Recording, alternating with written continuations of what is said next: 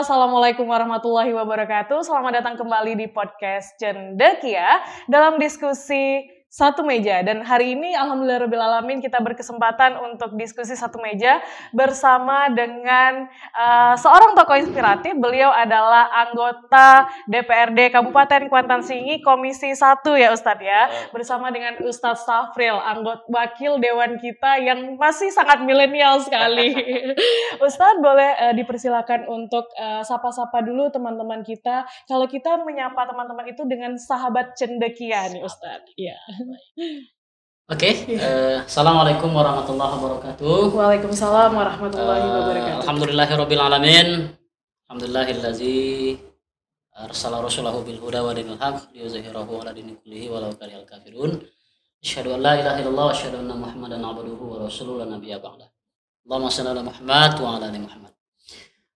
Sahabat cendekia yang berbahagia dimanapun Anda berada, alhamdulillah sebuah kehormatan bagi saya selaku milenial ya. Bisa duduk satu meja dengan teman-teman Kori Cendekia. Kita diundang ini atas nama DPRD. Iya, betul. Kabupaten Kuantan Sengi Komisi 1 ya. Iya. Maka hari ini mudah-mudahan apa yang kita lakukan ini kita berharap dapat petunjuk dari Allah Subhanahu wa taala, kemudian Allah turunkan keberkahan dalam acara ini. Amin, dan saya juga berdoa semoga generasi-generasi muda ini khususnya di manajemen Phoenix Kreatif Digital ini orang-orang hebat saya pikir. Amin. Dan kita berdoa semoga Phoenix Kreatif Digital Agency ini betul-betul besar. Amin. Dan visinya memang harus besar. Amin. Insya Allah. Kalau bisa go internasional. Amin. Walaupun kita bisa tinggalnya di daerah, iya, di kampung, tapi kita mesti harus berpikir mancanegara. Iya. Sepakat Ustadz, sepakat. Oke, Ustadz sekarang ada di Komisi 1, Komisi 1 ya Ustadz. Ya. Itu membidangi tentang pendidikan ya Ustadz? Salah satunya. Mitra kerja Komisi 1 itu salah satunya adalah Dinas Pendidikan. Iya. Oke. Ustadz sebagai seorang anggota DPR untuk sekarang ini aktivitas yang dilalui day to day itu apa nih Ustadz yang sedang dilakukan, digagas saat ini? Di saya pribadi ya. Iya. Kalau pribadi hari ini selain dari aktivitas sebagai anggota DPRD, iya, khususnya di Komisi 1, iya, juga membantu rekan-rekan teman-teman di Pondok Pesantren. Oh iya. Syafaatul Rasul yang hari ini saya pikir juga cukup dikenal. Iya, amin. Bukan hanya di Kuansing, iya, tapi juga Indonesia. Karena akhir-akhir ini banyak penghargaan yang diberikan oleh pemerintah. Ini subhanallah. Itu. Kemudian yang kedua, kegiatan saya hari-hari itu ya membesarkan partai. Ini membesarkan partai karena saya salah satu ketua partai. Di Kabupaten Kuantan Sengi.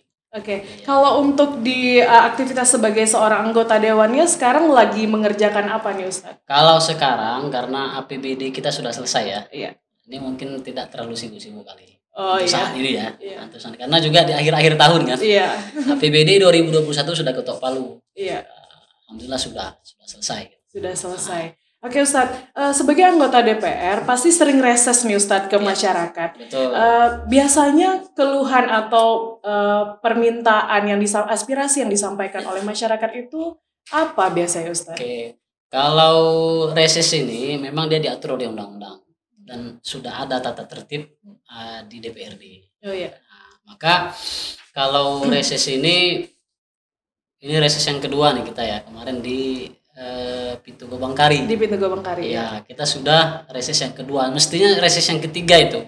Di masa saya menjabat selaku anggota DPRD, tapi karena kemarin kan pandemi. Iya. Jadi tidak boleh orang-orang berkumpul. Ditiadakan. Maka kemarin minggu kemarin tuh kita mengadakan reses dan itu diatur jadwalnya diatur. Iya. Kalau reses itu ini preti ya siapa? Iya preti ya. Preti ya. Itu diatur. Nah, diatur jadwalnya itu diatur. Maka sudah 2 kali saya mengadakan reses itu masyarakat itu sebenarnya memintanya itu dua saja. Pertama, infrastruktur itu yang paling banyak. Infrastruktur Sekolah, bangunan sekolah, kemudian jalan dan segala macam lah, infrastruktur lah ya. Oh iya. Material. Kemudian juga ini menarik kemarin ketika kita di di pintu Kubangkari ini menarik saya pikir. Kenapa Ustaz? Menariknya begini, ada ibu-ibu Iya. menyampaikan aspirasinya itu, Iya. dia minta rumah tahfiz di pintu Kubangkari ini. Wow, menarik, keren sekali. Iya. Karena apa? Karena saya kira kalau kita ingin membangun sebuah peradaban besar, Iya. ya, peradaban ini kan ada dua, peradaban materi, Iya. kemudian peradaban non materi. Iya. Peradaban materi ini itu tadi infrastruktur dibangun besar-besar. Iya. Nah, pokoknya jalan tuh harus mulus, Iya. ya kan? Ada yang lebih hebat lagi sebenarnya, dan ini peradaban yang memang diatur diinspirasi oleh agama kita sendiri, mohon maaf, agama Islam ya. Iya. Bagaimana tokoh-tokoh dahulu, ya mereka orang-orang hebat. Apa yang dibangunnya bukan hanya sekedar peradaban materi, Iya. tapi peradaban non materi, peradaban ruhiyah. Iya. Nah, salah satunya adalah ini rumah tahfiz. Iya. Maka saya dengan kawan-kawan juga ini karena aspirasi di Kenegerian Kari ya, Iya. saya sudah bahas itu Iya. bersama tim saya. Kita akan buat insya Allah rumah tahfiz di Kenegerian Kari. Ya, Iya. karena juga saya bagian dari masyarakat Kenegerian Kari karena saya berinduk di sana. Oke Ustaz, berarti ini setelah reses itu langsung ditindaklanjuti aspirasinya berarti ya Ustaz? Ya, harus ditindaklanjuti. Kalau yang terkait masalah infrastruktur dan segala macam itu kan sudah staf ahli. Staf ahli kita sudah ada, nanti akan dimasukkan ke dalam sistem online juga. Iya. Nah, sudah dan kemarin itu saya setiap reses itu bawa staf ahli saya. Iya. Sehingga apapun yang disampaikan oleh masyarakat itu betul-betul tersampaikan ke pemerintah. Iya, betul. Untuk supaya bisa direalisasikan. Iya. Karena tugas DPRD ini yang saya pahami adalah Iya. dia menyampaikan aspirasi masyarakat. Iya, betul Ustaz. Karena tugas anggota DPRD parlemen itu kan memang menyampaikan. Iya. Ngomong dia. Gitu. Iya. Harus ngomong, memang itulah tugas sebagai anggota DPRD. Iya. Nah, seperti itu. Oke Ustaz, tertarik tadi terkait dengan kita tuh penting untuk pembangunan sumber daya manusianya berarti sekarang. Betul sekali. Kalau untuk pembangunan SDM-nya ini tantangannya sejauh ini apa Ustaz? Saya kira begini, kita sekarang sama-sama memahami bahwa zaman hari ini, apa bahasa keren anak-anak muda sekarang? Zaman now. Zaman now ya. Yeah. Zaman now ya tentu tantangan terhadap peningkatan mutu pendidikan lah terutama ya. Saya pikir ini cukup luar biasa berat. Iya. Karena setiap zaman itu memang berubah dia. Iya. Dulu mungkin Mbak Preti pada zaman-zaman tahun-tahun 2012 ya. Iya. Itu berbeda dengan zaman saya ketika di bawah itu. Iya. Itu pasti berbeda. Maka tantangan pertama sebenarnya khususnya di Kabupaten Kuantan Sengingi lah. Iya. Saya kira terbatasnya sarana prasarana. Ya, itu pertama. Kemudian yang kedua, kesejahteraan guru. Oke, betul, sepakat sekali. Yang ketiga itu adalah kualitas guru. Wah, ini yang paling penting saya kira.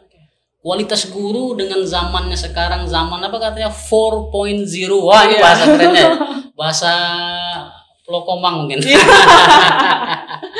Jadi gara-gara ada 4.0 justru semuanya serba instan sekarang ya Ustaz. Betul, tapi malah justru ini tantangan terhadap guru-guru kita sebagai pengajar nih memang tidak bisa seperti dulu gitu. Iya. Ini yang maka upgrade guru ya, guru ini mesti harus menyesuaikan dengan zamannya begitu. Iya, upgrade terus menerus. Contoh hari ini ya pandemi ya. Iya. Kita tidak bisa belajar di tatap muka. Bagaimana caranya supaya pendidikan terus berjalan? Ya kalau gurunya dia memang gaptek, bagaimana mereka mau daring misalnya kan? Membuat video-video untuk proses pembelajaran.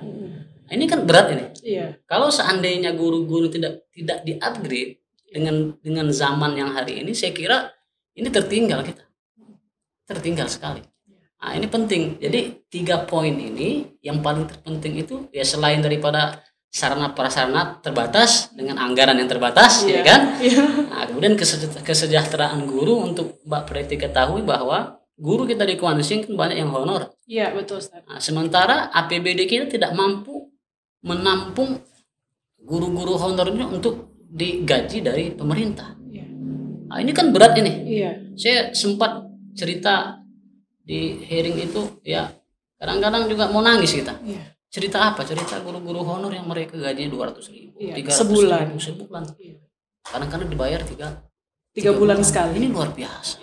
Maka ini tantangan tersendiri buat pemerintah, stakeholder yang ada lah. Ini harus bekerja bersama-sama untuk memajukan pendidikan khususnya di Kabupaten Kuantan Sengingi. Nah, poin 3 poin ini memang jadi PR kita. Nah, ini saya kira Mbak Preti.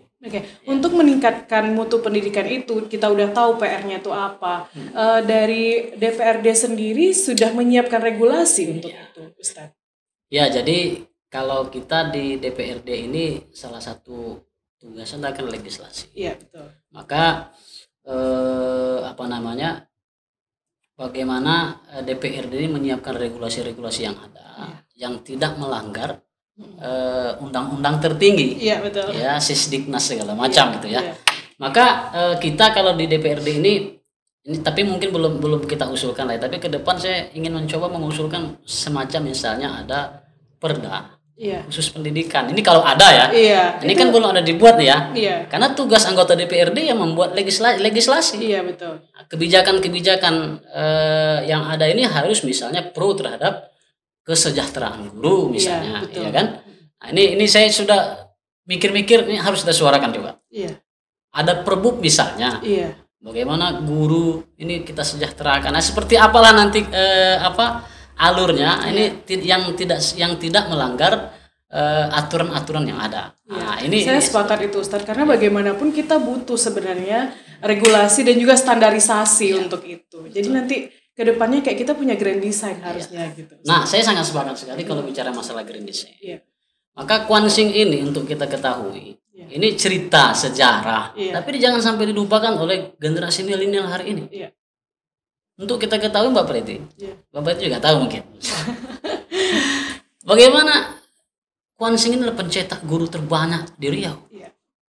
Bahkan guru saya ini orang-orang, mohon maaf, saya lahir di Indragiri Hulu. Itu di pelosok-pelosok negeri itu guru-guru kita yang berasal dari Kuantan sini. Ini luar biasa sekali. Maka guru-guru kita dari Kabupaten Kuantan Sengingi ini, Masya Allah, ini punya andil besar terhadap pendidikan Riau. Maka ini mesti harus disuarakan terus, sehingga pendidikan dan mutu pendidikan di Kabupaten Kuantan Sengingi ini, guru-gurunya memang banyak dari Kabupaten Kuantan Sengingi. Bahkan mohon maaf, rektor Undri saja orang Kwansing. Itu wajar saya pikir. Karena apa? Karena memang kita dulu pencetak terbanyak. Di Inhil coba kita lihat. Itu di mana-mana itu. Tapi mohon maaf Mbak Preti. Kenapa tuh, Ustaz? Hari ini mereka sudah banyak yang pensiun. 2 tahun, 3 tahun ke depan. Ini mereka sudah banyak yang pensiun. Siapa yang akan melanjutkan estafet itu? Nah, ini PR kita sebagai milenial yang sejarah pencetak terbanyak guru-guru ini bahkan dulu dikenal dengan kota pendidikan. Betul. Sekarang dulu kalau nggak salah sekolah keguruan juga SPG, ada SPG dulu. Nah, sekarang gimana coba? Nah, ini PR kita bersama dan saya juga suarakan. Kalau perlu ada, kalau tadi grand design ada roadmap. Betul. Roadmap kalau Kwansing itu gurunya misalnya yang dokter berapa orang, yang S2 berapa orang, yang S1 diambil ke S2. Nah, ini kan tentu harus bekerja sama ini, pemerintah, swasta dan segala macam ini harus bersama-sama memikirkan itu betul. Dan ini saya sudah suarakan juga kemarin ketika di Dinas Pendidikan Provinsi Riau. Kan kepala dinasnya juga orang Kwansing. Betul tidak? Jadi ini penting saya pikir bersama-sama karena di Kwansing ini banyak orang-orang hebat. Cuman mungkin belum satu meja. Mungkin tapi kita tak tahu nih. Kita tak tahu nih. Nah, ini saya pikir kalau bahasa saya, ini bahasa saya DNA itu, DNA pendidikan itu, DNA pengajar itu di Kwansing kita punya DNA pendidik yang luar biasa. DNA ini ada, tentu harus diturunkan. Betul. Ke generasi-generasi milenial hari ini. Nah, seperti itu, Mbak Preti. Ya, amin. Semoga ini bisa menjadi visi kita bersama ke depannya begitu ya Ustadz. Betul. Oke, berbicara tentang tadi kata Ustadz kita harus guyup nih, kita harus duduk bersama nih. Kalau untuk sekarang bagaimana relasi para stakeholder kita nih Ustadz di atas antara DPRD dan juga pemerintah nih Ustadz, antara yang mengawasi dan juga pembuat kebijakannya. Ya, saya kira begini ya, salah satu juga fungsi dari tugas DPRD itu juga pengawasan. Iya. Maka dana-dana yang ada, yang dianggarkan oleh pemerintah itu memang harus betul-betul efektif. Iya, betul. Efisien, tepat sasaran. Tepat sasaran dan tidak hanya berpaku pada SPJ saja. Betul, gitu. saya sangat setuju sekali itu. Bahkan mohon maaf, saya juga praktisi pendidikan. Iya. Praktisi pendidikan yang udah 10 tahun terakhir. Ya alhamdulillah berhasil saya kira. Yeah. Saya juga termasuk membantu teman-teman di Pondok Pesantren Syafaat Rasul. Walaupun kita bukan pengajar, tapi paling tidak tenaga kependidikan lah, namanya, di belakang layar lah, membantu teman-teman ya seperti tadi sarana prasarana. Ya. Kita ini sedikit sekali Bapak itu. Sarana prasarana kita dengan dana kita APBD yang sangat kecil. Maka tugas anggota DPRD mengawasi setiap program-program yang ada khususnya di Dinas Pendidikan itu betul-betul tepat sasaran. Tepat sasaran, tidak bisa tidak. Sudahlah dananya kecil. Iya. Kalau tidak efektif dia, itu makin berat juga nih. Iya. Berat sekali nih. Iya. Nah, seperti itu Mbak Preti. Kita harus ketat memang di Komisi 1 itu terkait masalah itu misalnya cukup baik lah. Teman-teman sangat setuju lah terkait masalah itu. Iya, karena memang kita di pendidikan ini masih banyak butuh inovasi sebenarnya. Betul, inovasi benar sekali. Oke, kemudian Ustadz, kita kan di sini para stakeholder dan juga sekolah-sekolah sebenarnya tidak hanya bekerja sendiri, kita juga ada mitra, bisa jadi lembaga-lembaga swadaya masyarakat. Nah, selama ini dari DPRD sendiri bagaimana mendorong mitra tersebut, Ustadz? Ya, yuk kita guyup nih sama-sama gitu.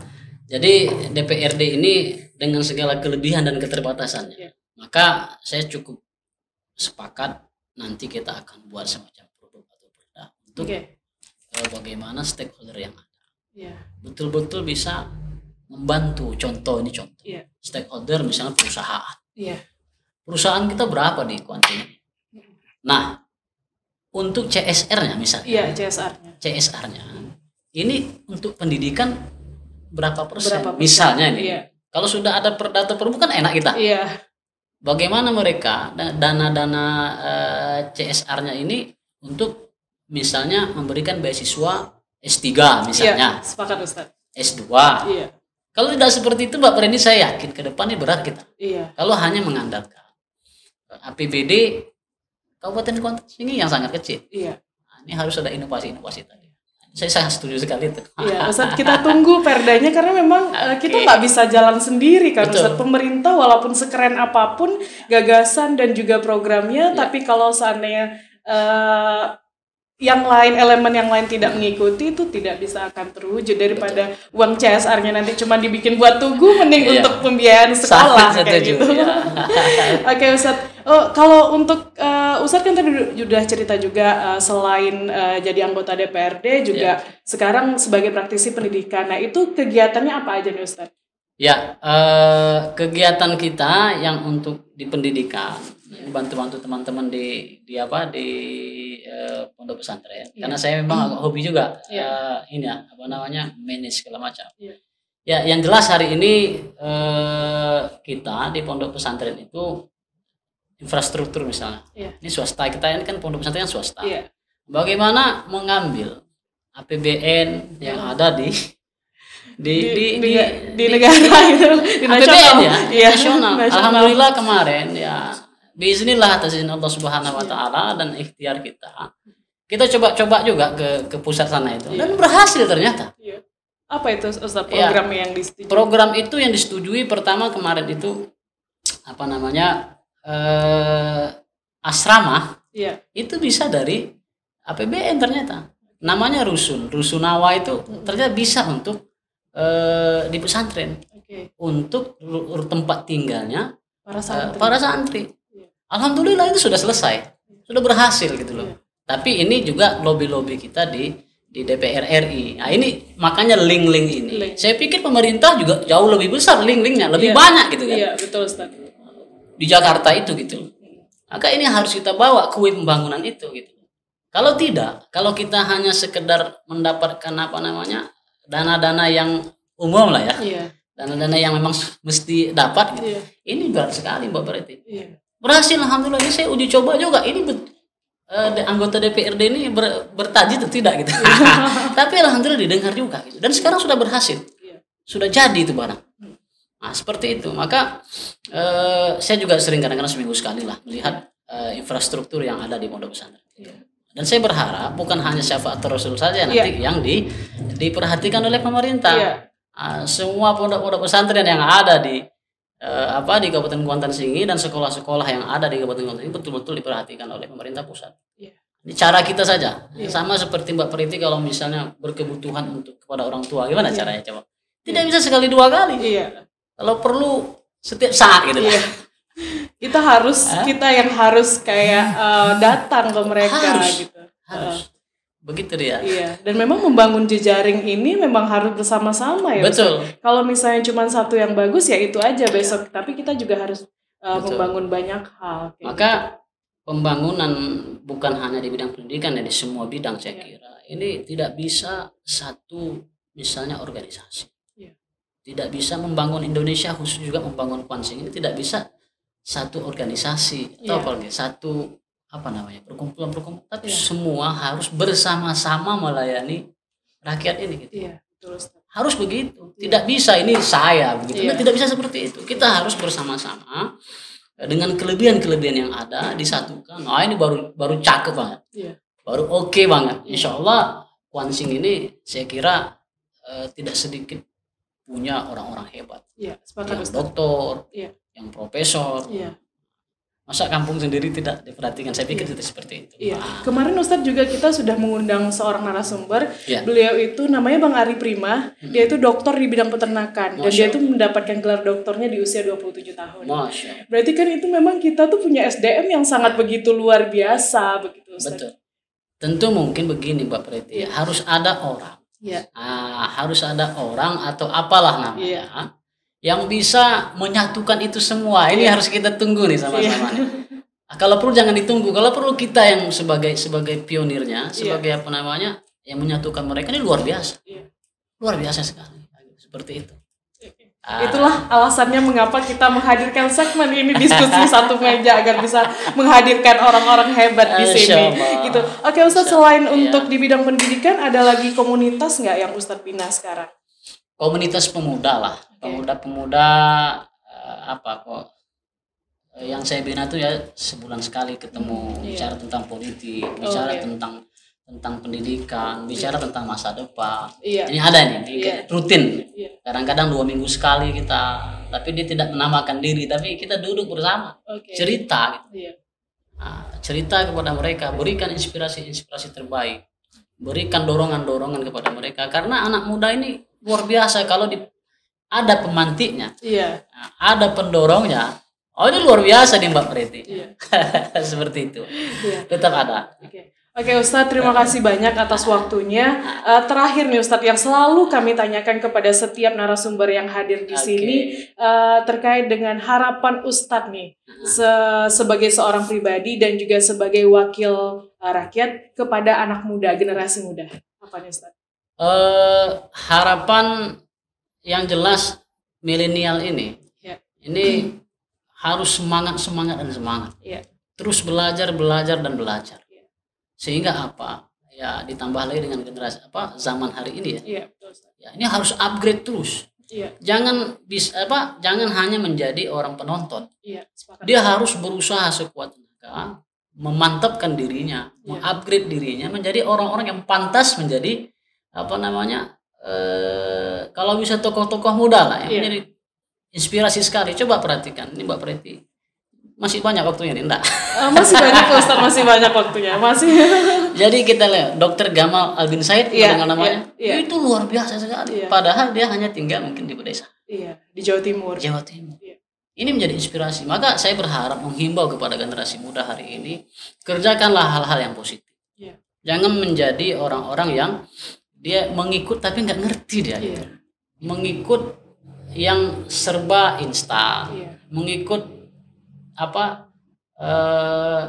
sikap-sikap yang mungkin kesenangan-kesenangan semata. Karena yang akan melanjutkan estafet perjuangan, estafet kepemimpinan hari ini itu adalah generasi muda.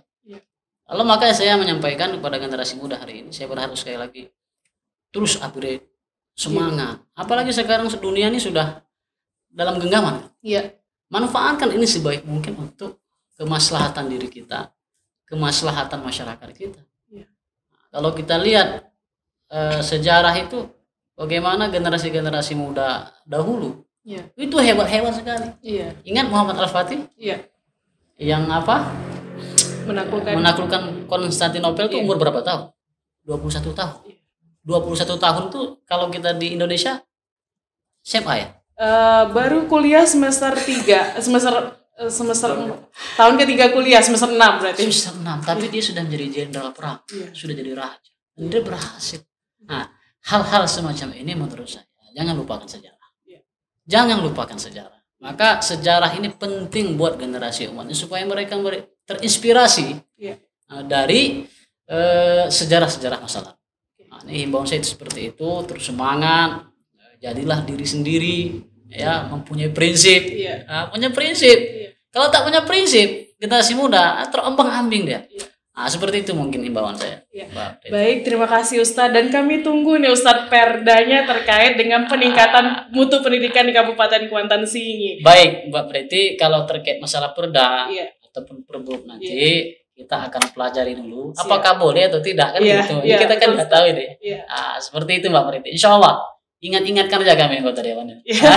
Baik, terima kasih. Sekian dulu sahabat cendekia. Semoga teman-teman semua mendapatkan banyak manfaat dan juga inspirasi dari obrolan kita juga bersama dengan Ustadz Safril. Terima kasih sekali lagi Ustadz atas waktunya. Terima kasih. Wassalamualaikum warahmatullahi wabarakatuh. Waalaikumsalam warahmatullahi wabarakatuh.